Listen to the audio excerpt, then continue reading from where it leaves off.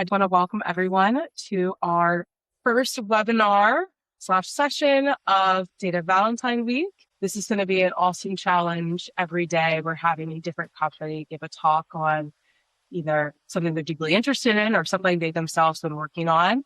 In this case, we're starting off the week with our very own CEO and founder, CL Kao. He's going to show you something that he's been working on. I think it's really exciting and something that you can immediately put into use in your own day-to-day. So without further ado, I'll let CL take it away. Last thing, if you complete all 5 days of the challenge, you get a Data Valentine sticker. So it's very cute. It's data themed, it's Valentine themed, unbranded, the best type of swag. All right, now CL, take it away. Thanks, Story. Hi, I'm CL, CEO and founder of Recce. Welcome to the Data Valentine Challenge. So I'm gonna give you this relationship advice with your data agents. Like, what happens when you tell them you love them, which is like perfect for the theme for Valentine week. Okay, so but alongside that, I wanted to give everyone, whether you've been using all the coding agent for data work or have been just curious or skeptical about that, some practical advice for all that. All right, so 3 tips that you can walk away with from today's session. The first one is the topic we talked about, like what happens when you say you love the agents. We'll do some very rigorous benchmarking to see the results. And then second one is a little bit of advice on context, protecting your context window, like it's a very sacred thing. And then some other tips for making your agents debate with each other for the best approach when you're solving something. All right, so turns out your agent's personality really matters when it's doing its work. So I'm gonna just share a little bit of context about all the setup we use to do this experiment. But this comes from reading my friend Jesse Vincent's article about the so-called latent context engineering.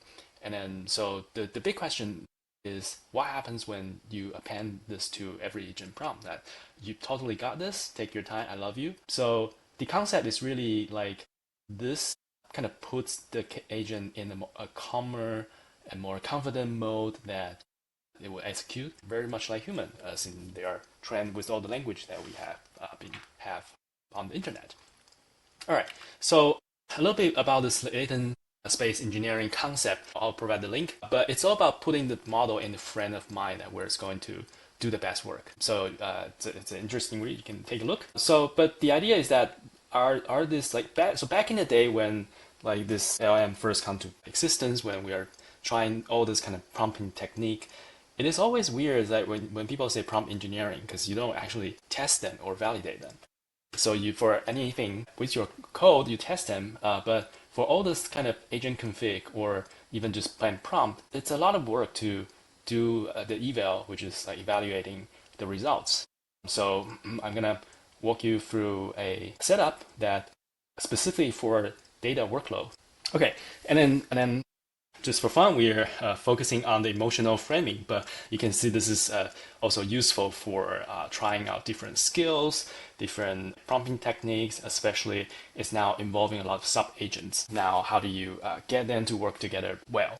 Okay, so a little bit of all the tools we'll be using today, and then if you want to follow along, first of all is Claude Code, which has been amazing for a lot of the coding jobs, and then we start to see some folks use that for data-related work as well. So if you have not already tried that, it is if you run Claude, and it will give you a terminal prompt. Let me just make this better. That you can just start interacting with whatever is in your current directory. So you can ask it to change any code, test anything, compile something, and then validate the data. And more importantly, Claude has been pioneering like the skill system. These are like reusable prompt modules and then loaded on demand. We'll show a set of skills in a bit, but I'll give you some idea.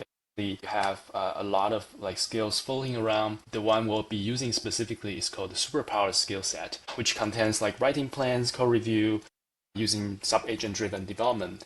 And then I'll show you in a bit. And then the other building block in Claude is the building sub-agent component, where you can launch sub-agent that does focus work and report back to the main agent. This has a great benefit for separating context window, because when you get give the subagent only the context they need to perform a very focused area of work, they do pretty well. And then when the coordinator, which is the main agent that you work with probably interactively, would take that input and then, which is already very concise, right? So use that to improve the work. Okay, so we talk a little bit about skills, and I'll give you a glimpse of what the superpower skill set are. These are a battle-tested agentic skill set with about 48,000 stars on GitHub, only from, I think, last November or so. So it's pretty popular and pretty battle-tested. I use it personally like every day. Okay, so I'm gonna just quickly show you, if you're not familiar with skills, these can be installed from Claude. Right? If you do like a plugin, you will have some marketplace. You can find Superpower in the Claude official plugin in registry as well. And then you can just enable it here. But what do they really look like? I'll show you a little bit about all the skills. For example, the brainstorming skill, which is pretty important. So you can see like the skills are organized in like different directories and then basically just a skill.md. And then they provide some metadata about like when the skill should be loaded. So this basically is trying to get the agent to understand what the user is asking and exploring different approaches, like propose 2-3 different approaches with trade-off, present option conversationally with the human, and then presenting the design at the end. So after that, the usual use of superpower will be invoking the plan writing skill, writing plan skill, which is basically synthesize everything was learned during the brainstorm into a markdown file for future agents to work from. So you can see this is an extremely powerful way for just organizing skill. It's almost like Neo in Matrix, where it's loading the skill for Kung Fu, and then like I know Kung Fu now. So this is like pretty powerful. All right, so and then but best part is really just markdown files, right? And then you can read them, you can reason with that, you can even ask Claude or other agents to improve that. And then this is no longer just for Claude because the skill set has been promoted to a standard across different coding agents called agent skills. All right, but this is not the main point for today. So how do we actually test this prompt when we say like we love the agents? Right, so introducing this ADE Bench, which is a benchmark set and also a harness developed by Ben Stencil and then now maintained by DBT Labs. It contains about 48 tasks, which are kind of real life, like if like your DBT project is broken or you need to do a new MPS table, like basically challenging the agents to complete the task. And then the best part is that it's curated. It's got like the ground truths where the correct solution is kind of human created. So basically you can run this harness and then basically select all or subset of the 48 tasks to test how your agent config would work. Okay, so these are experiment set config, plugin set config. Basically, you can just decide like, okay, I wanted to use, for example, here, DBT skills, then you will load the skills. And then you will also have the verbatim one, which is no skills baseline. Then this is what we tested. Like if you don't use any skill, but just say love, you will have a prompt suffix to that. So you tell the agents that you totally got this, take your time, love you, and tell all the sub agents you love them too. All right, so and then here we have more like sophisticated one, like loading superpower, and then the fact that because superpower, as you saw from the brainstorming skill, it is rather conversational, so we kind of have to override it here. Say you're in the autonomous execution mode, so don't do any interactive stuff. Just do the thing, choose the best option, and then write a plan, and then execute a plan, and then complete the task. Okay, so these are kind of the setup. And then what does the task look like? You can see from here, each task is, for example, defined as a YAML file as well. Basically, it says, like, I want to figure out if the driver has gotten faster or slower over time, right, based on this data set. And then the task contains the correct answer. So here are solutions that the harness will use at the end of like each of the runs. All right, so to use that, right now you have to use a branch that's not merged yet to the main ADE Bench repo. I hope by the time you watch this recording is done, but right now you have to check out the add Claude skill branch. And then from here you can do, for example, I'll just run a bunch of things like do the fast one. Okay, so you can select like some of the subset of the task. So this will select the 3 simple ones. And then we're running on the Haiku model. And then for plugin set, it's like Superpowers, Superpower Love, all these kind of variants and threads. We'll talk about that in a bit. Okay, so you can see this is running, and then this will report back at the end of everything is run. So here's basically how you use ADE Bench. Okay, so while this is running, I'm just tell you the result I've got over the past couple of days for experimenting with all this. All right, so you've already seen the experiment config. Basically, it's like different variation of the prompt or the skill set, and then most importantly is really adding this suffix. And then we run this like it's almost like 300 trials because we have so many tasks in different combination and different models. And then okay, so I'm gonna just show you this baseline, and then this is without any skill or any like specific prompting. Just basically assume Claude or the modern models will know how to solve this task and how well they perform. And then you can see like the strongest model like Opus 4.6 is pretty good. Like out of the box, you don't do anything and it solves like 70% of the task. And then here you see 2 columns. One is the number of percentage of tasks completed. So out of the 48 tasks, how many are completed? And then the second one is test. So these are like individual tests within all the tasks. So like for each task, there could be multiple tests, right? So you can see this doing actually pretty well. Like 90% of the tests are passing. Okay, so this is our best baseline that we are working with to do all this kind of experiment, like adding love, adding skills, trying out the DBT skills. So here's the basic result. First, if you're just adding love, there's no skill. It's doing nothing. It's harming the mid-range model Sonnet as well. For whatever reason, I look at some of the conversation log. I think the agent might get too hyped and then just like trying to do too much. But this is not conclusive. We will need to dig more. But this is not the end. What about like if we just use superpowers? No love yet. Just basically the prompt that we showed you, and then it's like you will use systematic debug if necessary. Use like plan writing to create the plan before executing. So this actually improved a lot on the weak model because you're enforcing certain thought process to the weaker model that might not have that built in. So you can see an 8% increase in the Haiku one. But for a stronger model, the scaffolding, the process is actually hurting them because you are enforcing them to go through a rigorous state, and then for some cases where it will stop after writing the plan, but not executing that. Okay, so this is like what we see from all this thing.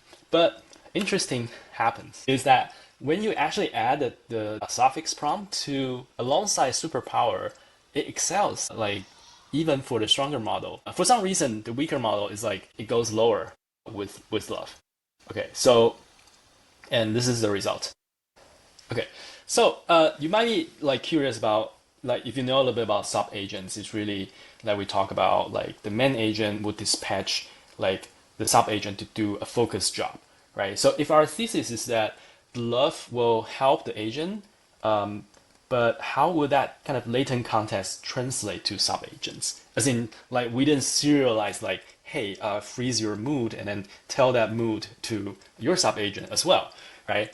So this is when I had this conversation with Jesse, and then I was like, what about we tell the main agent to also tell the sub-agents that you love them too? So this is the suffix we add at the end. So this will not kind of propagate the direct kind of latent context because it's latent, but will be explicit with the way that we try to achieve our like result for the latent context engineering. Okay, so this is the most interesting thing because for Haiku, again, the weakest model, you get even further to like almost 55%, right? But with stronger model, it doesn't really matter for the subagents to receive the love or not, right? But you will see an add-on benefit to that is that conversation is actually really interesting. The agents passing love is like, hey, review agent, I love you, do this thing. And then when it's done, it tells the main agent, like, I love you too. So this is like spreading love. But probably just do that to your agent, but not your coworkers. Anyway, but this is pretty interesting. Okay, so we have a bunch of different variations that you can see that again, like the baseline for no skills, and then with like what we just showed you, like superpower and love, all the combination. But what about like we do the same thing, but kind of emotional framing, but like in a negative way, like you threaten the agent, say, hey, if you don't do a good job, you'll get fired, right? How does that affect? So you can see that it is at most the best as pure love, but most of the time hurt that for a stronger model. So this is very interesting. And then also the DBT domain skills, it is for some reason making Haiku very confused, like even lower than the baseline, and then moderately improve for Sonnet, but also drop for Opus. Okay, so before we go deeper, it's like the agent's personality kind of matters more than you think. I think there were debates about should it be polite to your agent or not, or be mean. But in any case, these are all possible and also could be changing, but just test them. You have to test them, right? Okay, so all the kind of variants we tried, like to recap, just use superpower is nothing other than just telling there's a superpower skills available. For the love one, we're adding this line. And for the love one, we're passing additionally that for the main agent to tell the sub-agents that they're loved, right? And then for the threatened one, this is really also propagating, right? You'll be fired if this fails, and tell sub-agent the same. Okay, so these are the kind of the settings that we used. Okay, and then to dig in a little bit deeper, like why does this love thing help? Like we don't really know exactly, but we can try to see how better the skills were invoked. And then so the finding here is really when you have that love prompt, the right plan skill like invoke like more rigorously, and that usually is a better, leads to better result. Apart from Haiku, which is like it could stop at planning because it's taking the instruction from the skill too literally. Like you have to stop after planning to ask the human like what to do next, right? Although that we override that in our prompt. Okay, and then so there is a little bit of literature on like whether this kind of emotional prompt would work. And I think that these are all like in older time where there's not agentic multi-turn, but mostly like a single turn prompt, where they did mention that negative prompt would boost some of the instruction induction and then create better benchmark for ADE Bench. So this is like, but we have not found like a lot of the research on the emotional prompt for agentic coding context yet. So this is kind of a real early on this, and then see how this will work. Okay, and we touched on this thread a little bit, and then that kind of match the love scores for Haiku, but never beats that.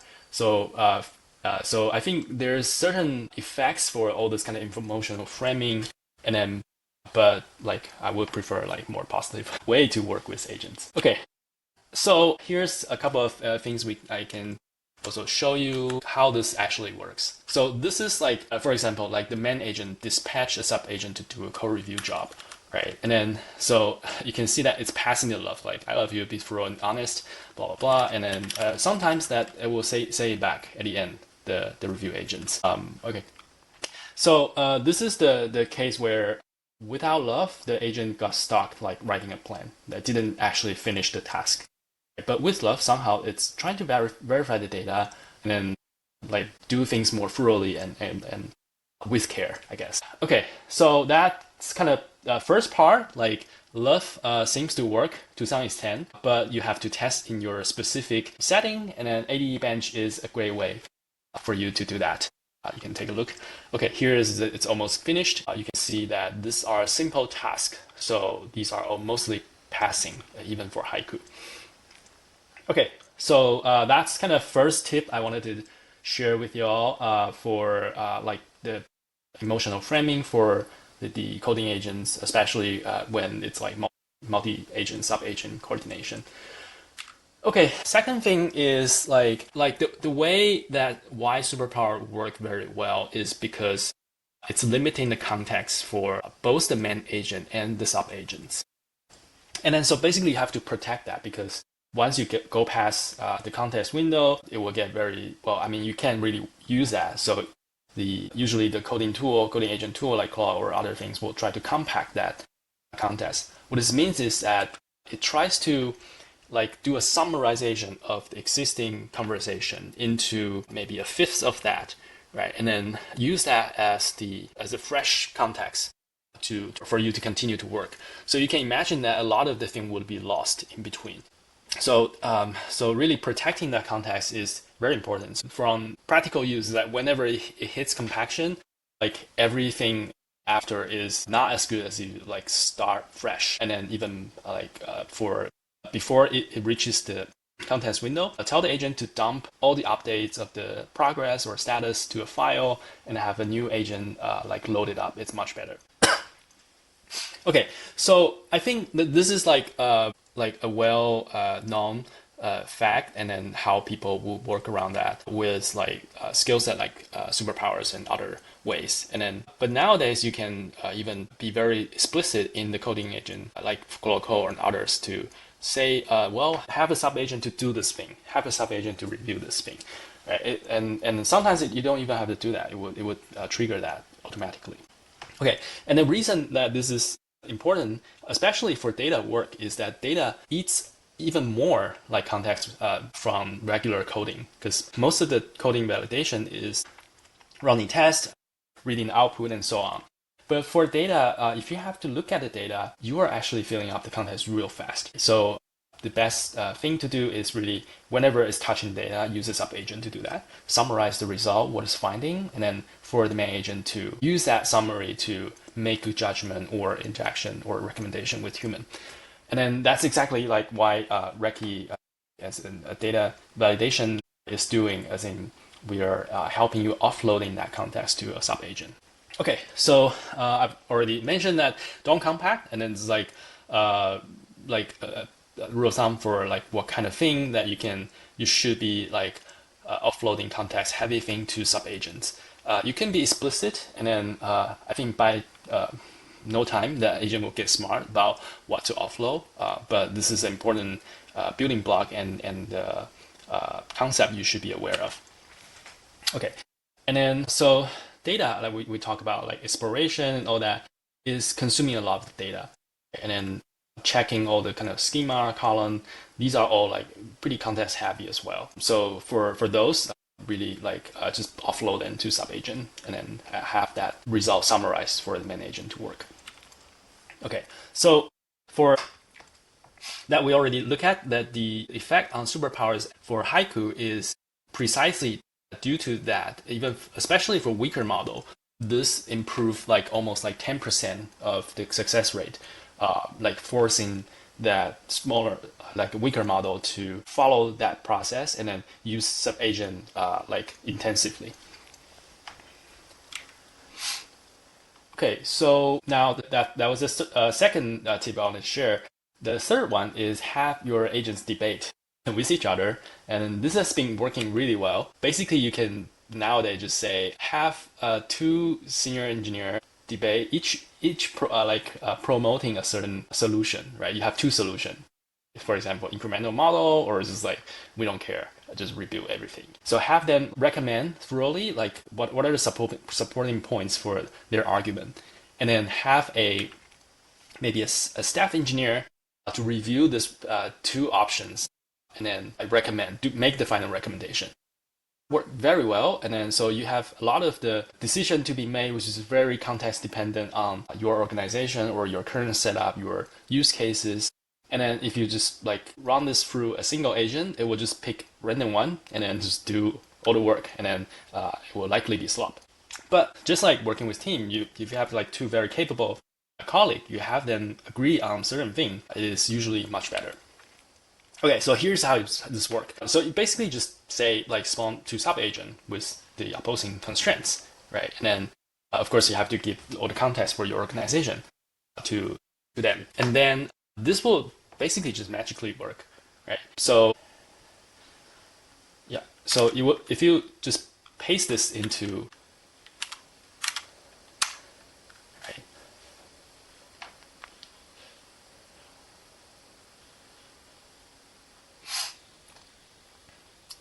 It might be confused because I'm using this in the ADE Bench one, right? So it's asking for more context, so I shouldn't do that. But you can try this. There's no custom tooling to that. You just prompt that, and then it should invoke subagent, and then like each provide a very good argument to one of the approaches, and then the staff engineer will review both, and then pick the one that mostly like more specific for this context for you. Okay, so but you can see that this is what's also built in Superpower, where you will do an implementation, and the review agent might make a suggestion, and then they will start debating like this approach is better or not, and then the main agent will evaluate the trade-off, and then push back to the implementer, say, hey, do this thing instead. So this is kind of a implicit pattern that we see from the benefit for using superpowers. Okay, so putting that all together, and then like with all the tricks or tips that we shared, you can see that well, at least in this data engineering work with like coding agents, it's still some room of improvement, because the best thing for Opus, even with like Superpower and Love, is about like 72%, right? So we are like, the ceiling is like not reached yet. We have like 9 tasks out of 48 that's never solved. And then of course this is a benchmark, is kind of a lot of variation because it's non-deterministic, right? And then further future work should include like doing n rounds, and then like making that more somewhat representative. But you can see that even with Opus, like using all the different config, we have like 81% of the tasks solved only. Okay, so right now there's we can see there's no like one thing that solves everything yet, but you can see like different approaches, different tool, different skills improve things differently. And then this is why you benchmark, and then you need to kind of curate the test set you care about. So if you have something, a workflow internally, and then like, should you adopt the new model? Should you use a different provider's model? How do you validate things? And like, for example, providing a new tool or a new skill to your agent or to your team, is this effective? So you really have to benchmark this. So ADE Bench is a good harness for doing all those kind of data related thing. It's got scaffolding, like build out a test project, and then maybe mess with that, break it, and then tell the agent to fix that, right? So, but it really depends on your organization's specific use cases, and then how you design that evaluation framework. Okay, so in summary, like what we talked about, what works here, you can see the baseline again, top here, right? And then Superpower loves all is pretty strong on the weakest model and the strongest model. And then if you only add DBT domain skill, it somehow hurts Haiku and then Opus for some reasons.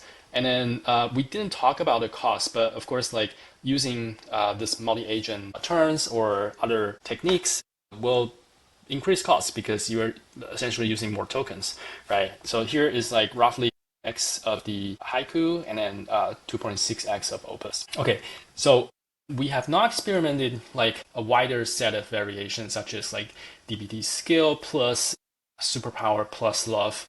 So this is like future work if you're interested in playing around with that. And then there's a ADE Bench tool, ADE Bench channel on the DBT Slack that you should join if you're interested in like figuring out this benchmark and then how the most effective config should be. So to recap, there are things you can just try, well, today or tomorrow. First is like test your prompt framing, and then you can try this trick, like telling the agents you love them. And then secondly is using subagents for all the exploration or context heavy work. Just right now, it's just, you don't need a lot of tooling. You just tell the coding agent you should use a subagent, and most of the tools will work. The third one is you can use 2 agents to debate with each other and then pick the right solution that's best for your specific constraint and for your organization. So with that, thank you. And then I enjoy telling the agents I love them. But you should also benchmark that. Thank you. Awesome. Thanks so much, CL. So at that note, you have officially completed the first challenge of Data Valentine Week. Let us know how it goes for you as you try these different techniques, and we will see you tomorrow. Thanks.